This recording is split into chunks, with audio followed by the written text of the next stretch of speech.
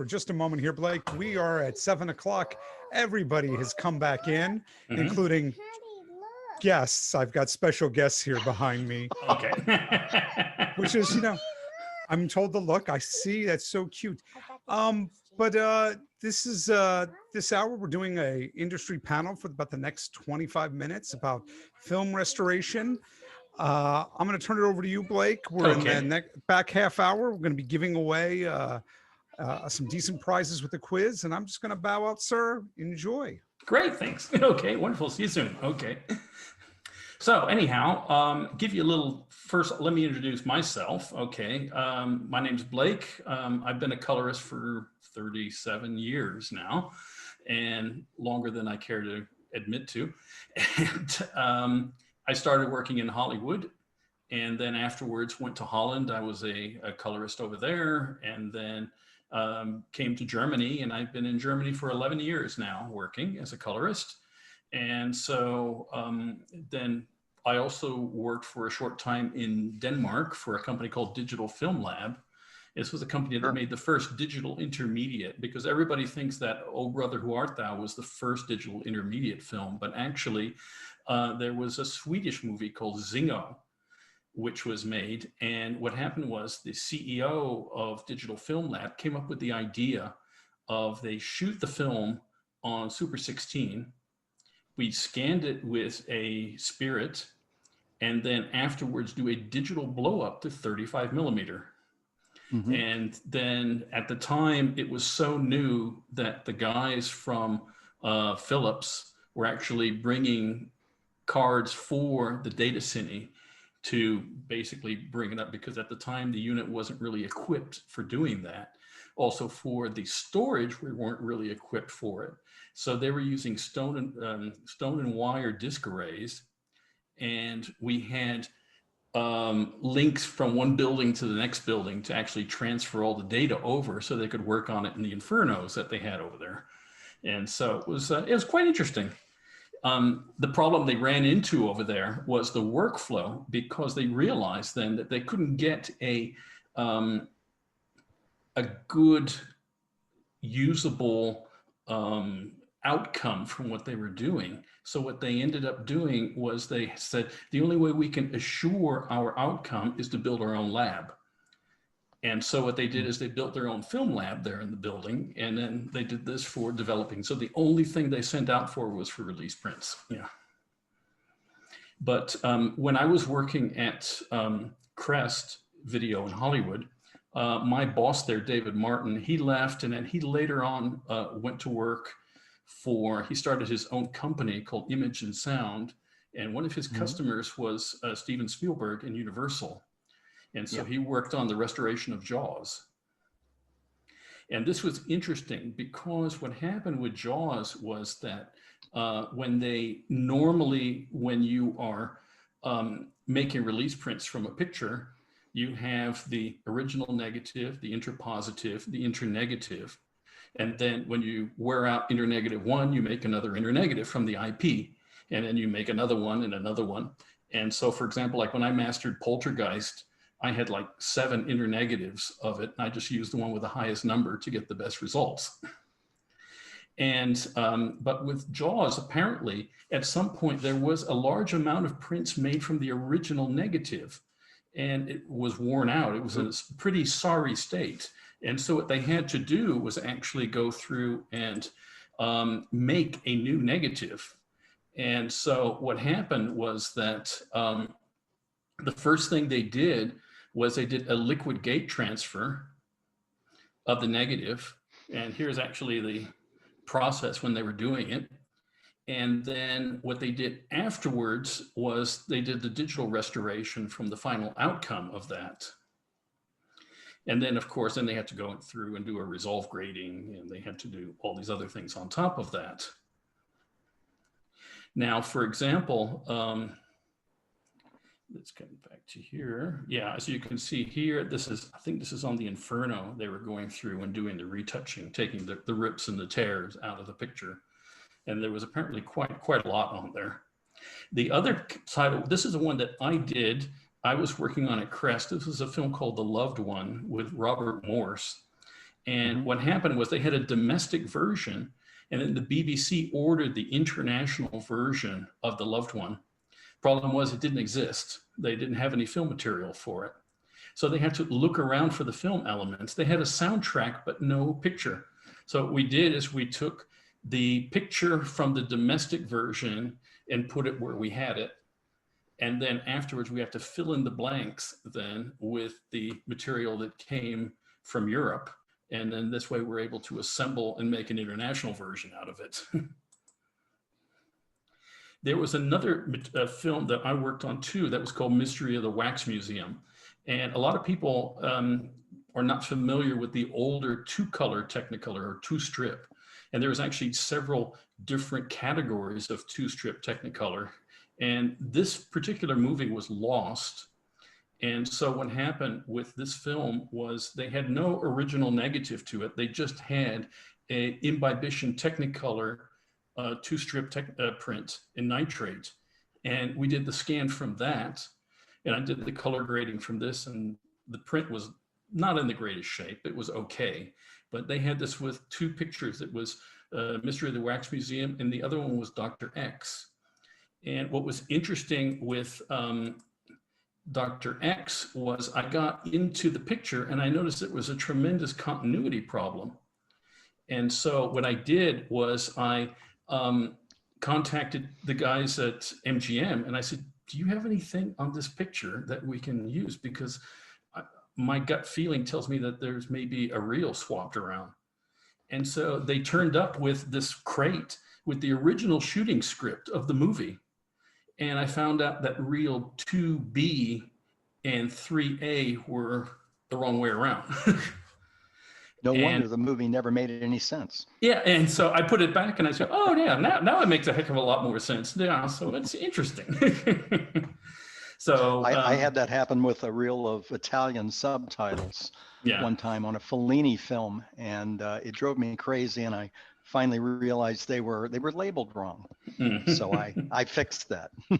So, but it was an interesting thing is like, for example, and this is a thing, Gary, that you probably noticed in Revival, you have that 3-strip Technicolor realignment filter, which is fantastic.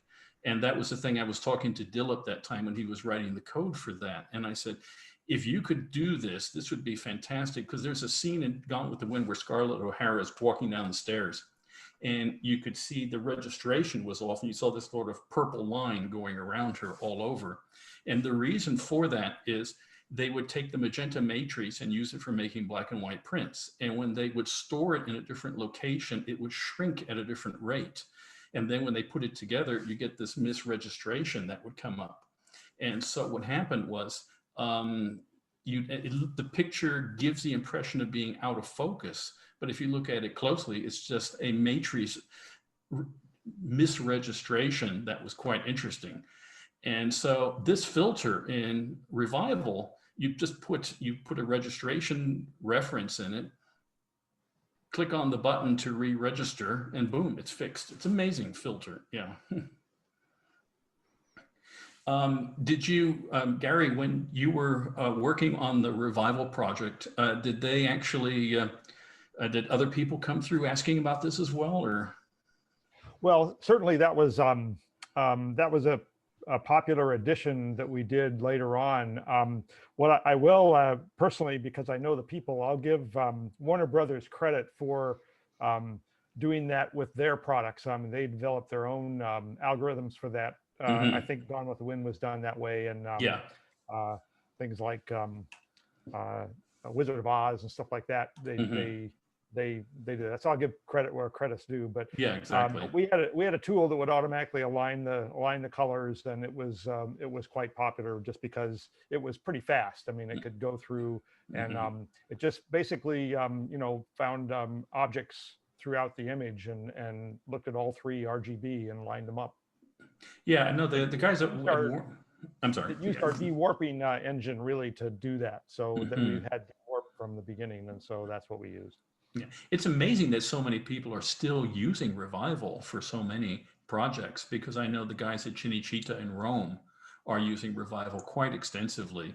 And the problem with Revival is it operates on a very much older version of CentOS. And also too, because of this, you have to get a super micro that's old enough that will actually run that version. And that's got to be 10 years old, right? Yeah, it's a 10-year-old one. The last Blackmagic build of Revival, you still can pretty much find the hardware. It's a little difficult. And so we rebuilt that super micro for them at Shinichita, and they're very happy with it. It's running perfectly, and they're doing all the Fellini pictures over there on it. Yeah, I hope they do it better than I did. I basically made the release discs for that. With CentOS 5.8 was probably the best one that I made. Yeah, I did make one for 6.4 that the user probably had to do some tweaks after the installation to make it fully work. But that was the last time I sat down and cranked those installation discs out. It was it took days to do it because you had to figure out all the missing libraries every time you went to a new version of Linux.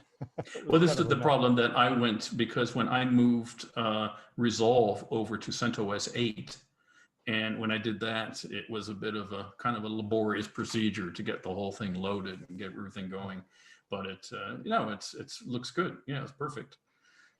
You always find it's better to stay an operating system version behind. Yes, exactly. So that you don't get too far ahead of yourself. Yeah. We're holding back on the new Mac OS for that reason. Oh, I see. Yeah. Yeah.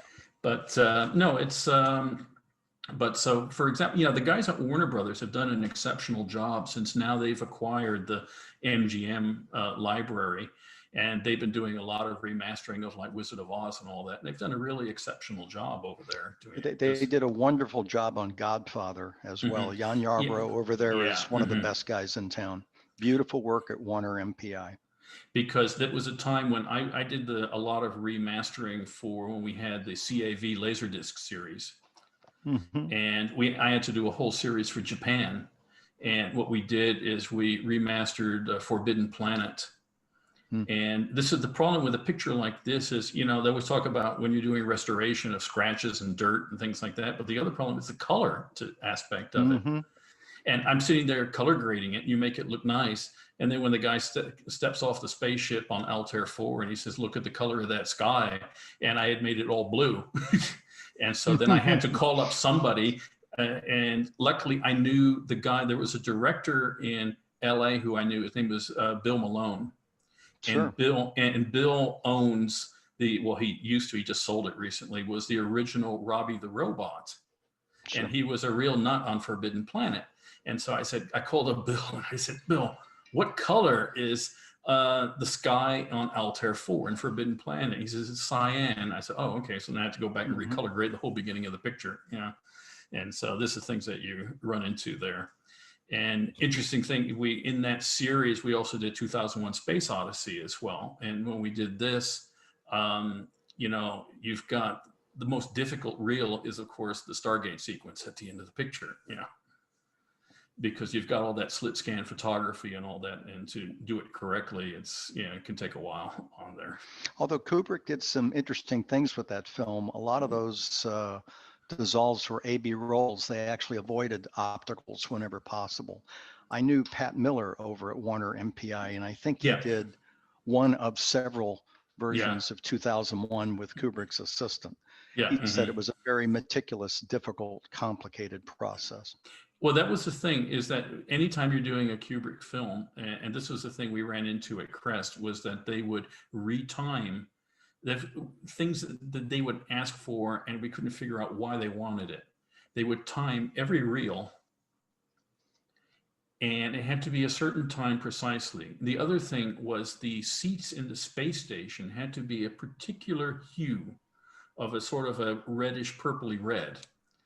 And there was a reason for this, and that was because the initial telecine of 2001 was done on a film chain. Sure. And every time they did a pan, they did an edit and they lost about 4 frames. Oh. And during the course of the movie, he lost so many frames that the film was about 6 minutes shorter when he finished. And so then I was there during the early days of telecine. We would not stand for losing even a frame. Yeah. And it was largely because of Gary Adams, the TLC, and exactly. Yeah. even the original. Gary remembers the AVRS, Yeah. which I used to call the awful video replacement system, an editing controller. Where did you use the AVRS at? I would not put up with losing a frame on an edit, let alone 4 frames. We would never do that. Where did you have AVRS or? We had that at Modern Video Film. We had it at Compact Video. We had it at Complete Post. We had it at Trans-American Video. I've been all over town. My joke is I worked for 12 post houses in 40 years, and I think 10 of them are out of business. Oh, wow. I'm still here. Because it was interesting because one time I was going to go to work for Compact, and they brought me into the room, and there was the old image transform image computer there. Oh yeah. And when I saw that, I went, yeah. And that was the one. That was the one. Yeah, the image system had 4 joysticks. Yeah, so it was a very strange system. And this was the really old version, the one that had it looked like a teletype machine next to it when you had to type in these commands on this keyboard, you know. Oh boy, yeah. I haven't thought of that in 35 years. Yeah, you're absolutely right. And because you definitely used it. Yeah, and I used to work for Image Transform. And I worked at Image. Yeah, and so at Image, we had the newer version. So I saw that and I said, oh, okay, I can handle that. When I saw that one, I don't want to deal with that. Yeah. Yeah, that was a very interesting place. All of these post houses we're talking about were great innovators for their time, especially in the 1980s when things were very new and cutting edge. Image Transform was the first company that could transfer from video to film and do it really well. So they did it better than anybody else. Their electron beam recorders. That was kind of the forerunner of the digital intermediate. Yeah, exactly. Yeah. And it was, they had those 3M electron beam recorders they were using, and it was quite interesting. Yeah. And so, I was there for quite some time there. And then they offered me to come back to Crest on the day shift. And then I was doing the A titles over there. And so it was. Did you know Archie Santana over at Crest? Archie was he already gone? I think he was already gone. Yeah. Maybe he was already gone. Yeah, that might have been in the early days of Crest in the early 80s. Yeah, because I was brought over because a friend of my family was their major client there, Tom Bodley from Samuel Goldwyn Company. And Tom said, oh, you got to come to Crest. Yeah, come over there, and then I came over there. And so it was there. Yeah, all of these companies were very important in the 80s and 90s. Things are so different today. Oh, yeah. I miss the people from those years, but I don't miss the technology. Yeah. Everything I did in the 1980s and 1990s, I'd like to redo today because I know it could look so much better now because we have so much more range and so many more capabilities, so many more windows, easier ways to change to fix shading problems and all of those other things that we struggled with in telecine back in the Stone Age. Well, that was the thing at that time. If you had to fix shading, and we had an engineer over there, Joe Bodner, and Joe would sit there and Joe instructed me how to use a shading board, and so I have to go through and shade my own stuff and things like that. The guys at Modern were nice enough to just show me, and I just did it. I just put the card on an extender card and got out my tweaker and tweaked. Nowadays, it's just a power window. You drop a power window in. Precisely. And color correct this side of the frame versus that side of the frame. And it looks beautiful. So it's so much better now than it used to be. Oh, it's so the things I miss about the old days, I miss the people, but I don't miss having to work in analog. Analog was horrible. Oh yeah. So I'm really grateful for the tools that we have now. But the thing that the problem with analog was that you would run out of range, especially if you had to do an original neg grade. And this was the problem that I used to have. And to give you an idea, I was working with this director, Michael Apted. We did Bring on the Night. Oh yeah. And when I was doing the grade with this, I had Michael and the other guys there from the company, and we were first working with the original neg. And then the phone rang, and it was MGM Labs. And they said, what are you using to grade Bring on the Night? And I said, the original neg. And he said, oh God, don't use it. Don't use it. Use the interneg, because they were using it for 70 millimeter liquid gate blowups. And so I said, well, yeah, sure, fine. I mean, it's less work for me. It's perfect, you know? And so from that point on, I went from real 2AB onwards. I bumped over to the internegative and then continued on that way. Had to change in the middle of the job. The thing I always noticed about equipment in that era, especially from working with negative, is you'd grade something in the morning, say 9, 10, 11 a.m. And then by 3 or 4 o'clock in the afternoon, you'd get to the end of the reel, rewind to the beginning or clean the film and then put it up and get ready to lay it down to tape, if you remember the tape days. And by that point, the machine will have drifted. Yeah, exactly. And then you then have to figure out how far the machine had drifted to get it back to what you actually color corrected and what the director intended. And that was very frustrating. That's a reason why I love working with digital files, because they're stable forever. Exactly. As long as you can trust the monitor. Exactly. It's like I was doing a film. It was a picture with Cary Grant called Affair to Remember. And the IP was so badly faded that if you looked at it on a scope, it was red, green, and the blue was just a flat line. And then you had to work to get this blue channel up and just pull it out. But the problem was you were overdriving the color grade to such an extent that after you got through a 20-minute reel of grading it, it was, the color had totally, you know, changed on the first 10 minutes of the reel, you know, and it was like, oh my God, this isn't going to work. We have a way now of using things like the RGB mixer and Resolve, where you can kind of artificially derive some of that missing blue and steal a little bit of that detail from red and green so that you can bring all 3 channels up to a more or less equal level. It's not great color, but it is an improvement over where it would be otherwise. Just trying to make white and trying to have uniform shading across the surface of the frame. It's very difficult. Oh yeah. At Lowry, I worked for Lowry Digital for a couple of years, and Lowry had some proprietary methods for fixing frames and getting rid of flicker. Oh yeah. So the you know, there were all these weird shading problems where the different color channels would flicker at different rates, and they would go in there and stabilize everything. What I later realized when I started working more with Resolve is they basically broke the image down into red, green, and blue and deflickered each channel individually. And then once those were all fixed, they put them back together again. And now you have a picture with no flicker. So just fixing that was fantastic. So there are a lot of really ugly deluxe color films from the 1950s and 1960s.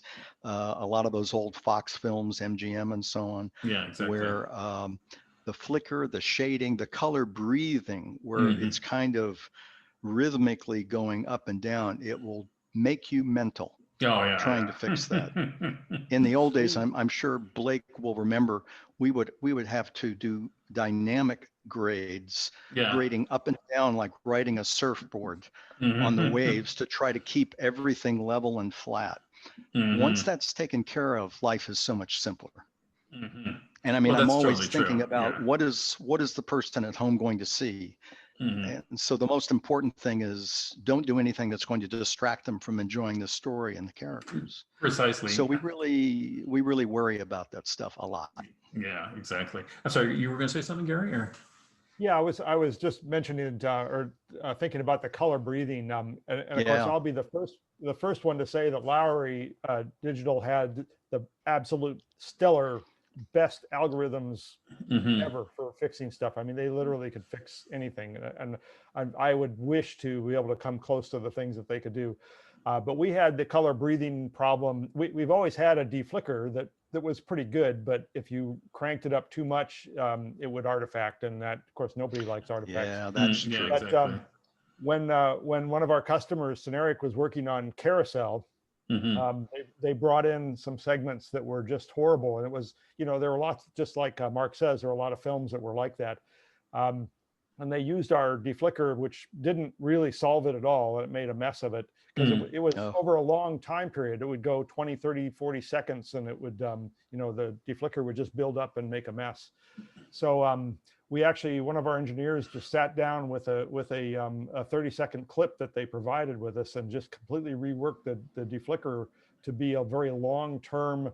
It looked over many frames and corrected frames very gradually and slowly, but that's moved true. them out. Yeah, and it was that amazing. was also Lowry's secret. Yeah, where they analyzed over a lot of frames over a long period of time. The problem with the Lowry process is it might take them up to 10, 12 hours to process just 20 minutes of film. So it was very time consuming and very hardware intensive. If you remember the video, I think they put a video up on the web. They had a room of something like 100 Macs on the first floor, and all of the Macs were parallel processing all around the room, all working on a multitude of frames at the same time. And they were 5G. Mr. Wielage, sorry, Mr. Wielage, great story. Can we move this on a bit? Because we're going to give away some cool prizes. Oh, I see. Yeah. Okay. We've got a prize to give away, gentlemen. I was just trying to gracefully come in. Thank you. Yeah. So we've got a 50% off voucher for 2021 classes from the ICA. And I believe we're doing that through Apple. And if I have that right, and I do have that right, I'm just going to make sure everybody knows here to go to slido.com, hashtag Colorist Mixer. I'm going to go ahead right now. And I've put that into the chat. Again, that's http://slido.com. I think I even have a, there we go. There we go. We can go right like that. And you can do this either with a QR code on a phone, or you can just open up another browser window and go to slido.com. We're going to ask you to go ahead and register if you haven't. And I'm going to join. We're going to get about 75 people right now.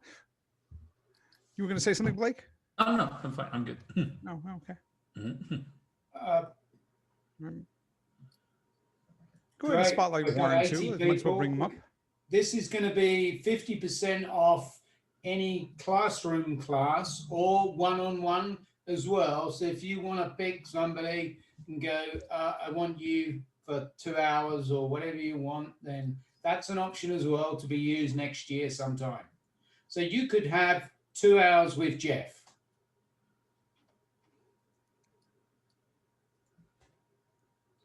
You know, just while we're letting people go ahead and join, we might as well start the quiz. I just want you to know, coming up in the next hour, we've got Flanders Scientific, as well as a giveaway, a discount on one of their monitors. We've got breakout rooms.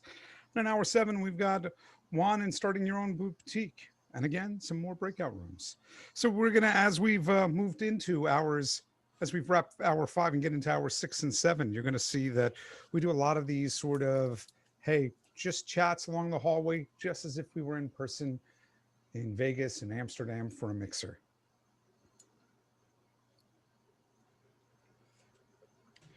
We've got 113 or so people joined. I'm waiting for them to go ahead and start the quiz.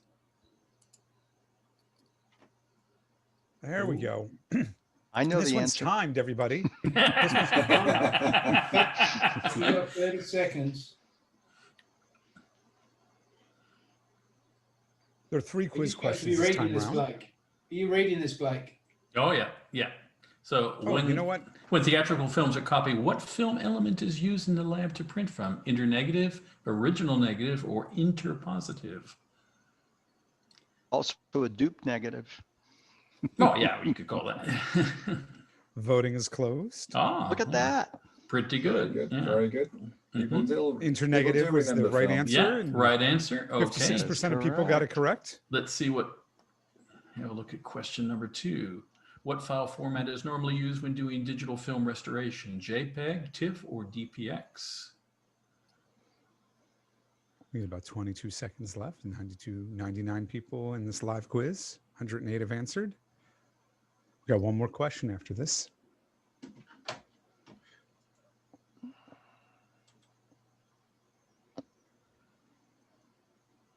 That one probably could have been less than 30 seconds. Yeah, probably. Right. Yeah. Okay. DPX. 83% of people got that right. Last one coming up. Okay, here it is. What is the name of the typical storage area for a motion picture film? The closet, a vault, or storage? Where's briefcase?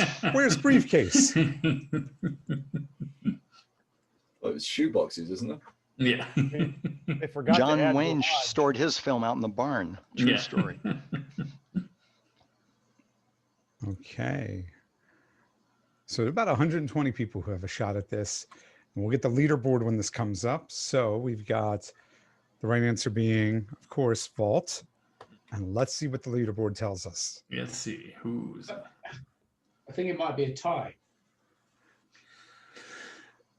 Andre, yeah, he got 3 out of 3. Ooh. You know, it's time. The time counts. I'm waiting for Yeah, the. that's a very good time. Yo, Billy and Nick. Looks like I'm not. Alexander. Yeah. I'm not actually seeing the leaderboard, or am I missing it? I might be missing it. I always miss the screen share. There it is. Yeah. There it Yeah, is. it's Andre. Andre. Alexander. Sorry. Alexander. Yeah. Yeah, exactly. that's our winner. Outstanding. Congratulations. Let's get some hands up for that poll. Was some applause, everybody, for that panel. Let's get it for the gifts. That's fantastic. That's why it's important to use your correct name in Slido, because if you don't, we'll never find you. Mickey Mouse probably didn't buy a ticket. So that person like Grant P. I can't really read the rest of his name. I don't think he's going to win, you know? And where we're moving from here is we're moving to some breakout rooms, including a film restoration room and a party room. I'm working as a freelancer, and I'm going to bring that up so people get a chance to go ahead and jump in some of those rooms for the next half hour. Okay. So I think, yeah, we can, Mark and Gary and I will head over to the film restoration room there. Yeah. You can do You that. can continue your conversation. There's a Yeah, party exactly. room. There's working as a freelancer. It's a great time to be social. This is a great time to tip one back. Cheers, gentlemen. You did a great job.